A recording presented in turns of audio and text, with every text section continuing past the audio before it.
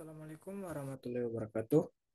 Perkenalkan, nama saya Bambang Desuri dengan NIM 22579 Di sini saya akan menjelaskan materi tentang analisis perbandingan, analisis perbandingan sistem persediaan FIFO atau yang biasa disebut first in, first out, dan LIFO atau yang biasa disebut last in, first out dalam menilai biaya persediaan.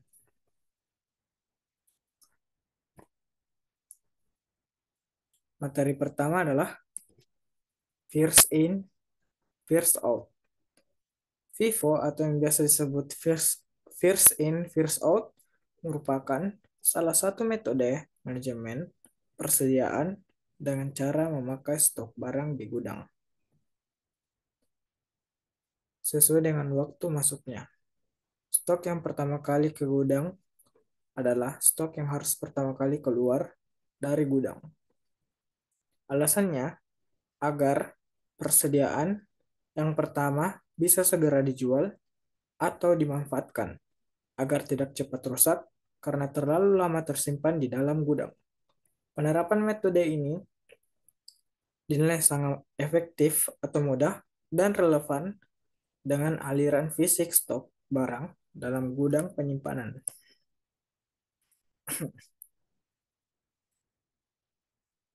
Metode FIFO biasanya juga digunakan untuk menetapkan harga pokok penjualan HPP karena metode ini melibatkan asumsi bahwa produk merupakan stok barang paling lama yang tercatat dalam inventaris aset perusahaan.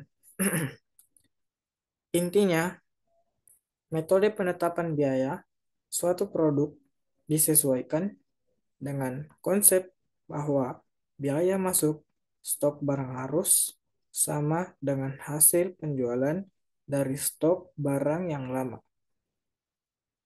atau pertama masuk.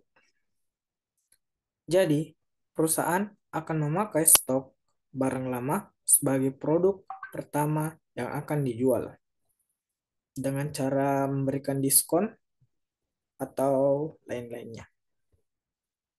Materi kedua, LIFO atau yang biasa disebut last in, first out.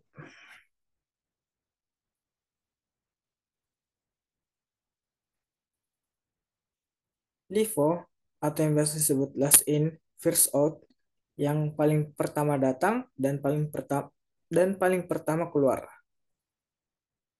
Yang paling lama datang dan yang paling cepat keluar. Merupakan metode pengelolaan barang yang berkebalikan dengan FIFO. Manajemen persediaan dengan metode ini dilakukan dengan cara barang yang terakhir masuk ke gudang adalah barang pertama yang akan keluar dari gudang untuk dijual. Bukan tanpa sebab, metode ini dilakukan dalam rangka memanfaatkan suatu momentum untuk meraup banyak keuntungan. Contohnya adalah suatu industri fashion akan mengeluarkan stok baju terbarunya dari penyimpanan karena sedang menjadi tren di pasaran.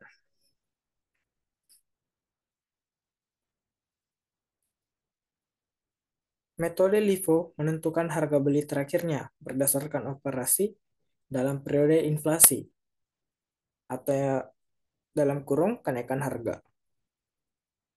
Hal ini menyebabkan laba serta pajak yang diperoleh perusahaan tersebut relatif kecil. Selain itu, LIFO sudah tidak bisa digunakan lagi berdasarkan ketetapan dari PSAK nomor 14. Materi ketiga adalah biaya persediaan. Biaya persediaan merupakan biaya yang timbul karena adanya persediaan.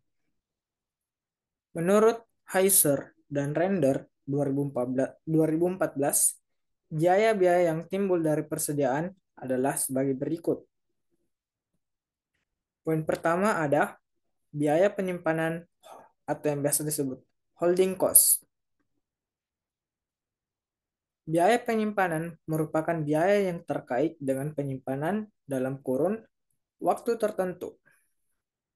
Biaya penyimpanan juga menyangkut mengenai barang usang di gudang atau biaya yang terkait mengenai penyimpanan, biaya biaya terkait penyimpanan antara lain biaya perumahan, sewa atau depresiasi gedung, pajak, dan asuransi. Biaya penanganan bahan mentah dan lain-lain. Poin kedua, biaya pemesanan ordering cost. Biaya pemesanan adalah semua biaya yang mencakup dari persediaan, formulir, administrasi, dan seterusnya, yang mencakup mengenai proses pemesanan. Poin ketiga,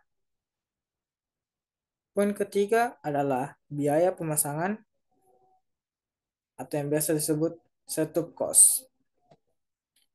Biaya pemasangan merupakan biaya yang timbul untuk mempersiapkan mesin atau proses untuk menghasilkan pesanan. Biaya ini juga menyertakan waktu dan tenaga kerja untuk membersihkan dan mengganti peralatan. Itulah 3 dari poin biaya persediaan yang timbul karena adanya persediaan. Selanjutnya, materi keempat. Analisis perbandingan sistem persediaan FIFO dan LIFO dalam menilai biaya persediaan. 1. Pengaruh pada laporan keuangan. FIFO cenderung menghasilkan laba kotor yang lebih tinggi karena mengasumsikan bahwa barang yang dibeli atau diproduksi pertama kali yang juga terjual pertama kali. Sementara LIFO cenderung menghasilkan laba kotor yang lebih rendah karena mendasarkan penjualan pada harga akuisisi yang lebih tinggi atau barang terakhir yang masuk adalah yang pertama keluar. Hal ini penting untuk dipertimbangkan dalam menganalisis kinerja keuangan perusahaan. Poin kedua, nilai persediaan akhir. Vivo cenderung menghasilkan nilai persediaan akhir yang lebih tinggi karena menggunakan harga perolehan yang lebih baru. Sebaliknya, Livo cenderung menghasilkan nilai persediaan akhir yang lebih rendah karena menggunakan harga perolehan yang lebih lama. Poin ketiga, pengaruh pajak. Pengaruh pada pajak. LIFO dapat mengurangi keuntungan kotor dan akibatnya dapat mengurangi jumlah pajak penghasilan yang harus dibayar oleh perusahaan. Namun, di beberapa yurisdiksi LIFO mungkin tidak diizinkan untuk penggunaan dalam tujuan pajak. Poin keempat, volatilitas harga. LIFO dapat memberikan perlindungan lebih baik terhadap kenaikan harga karena barang-barang yang dibeli atau diproduksi terakhir memiliki harga yang lebih tinggi. Sebaliknya, dalam kondisi inflasi, FIFO dapat menghasilkan laba kotor yang lebih tinggi karena biaya yang lebih rendah untuk barang yang terjual. Poin kelima, pelaporan konsistensi. Penting untuk mempertimbangkan konsistensi dalam pelaporan.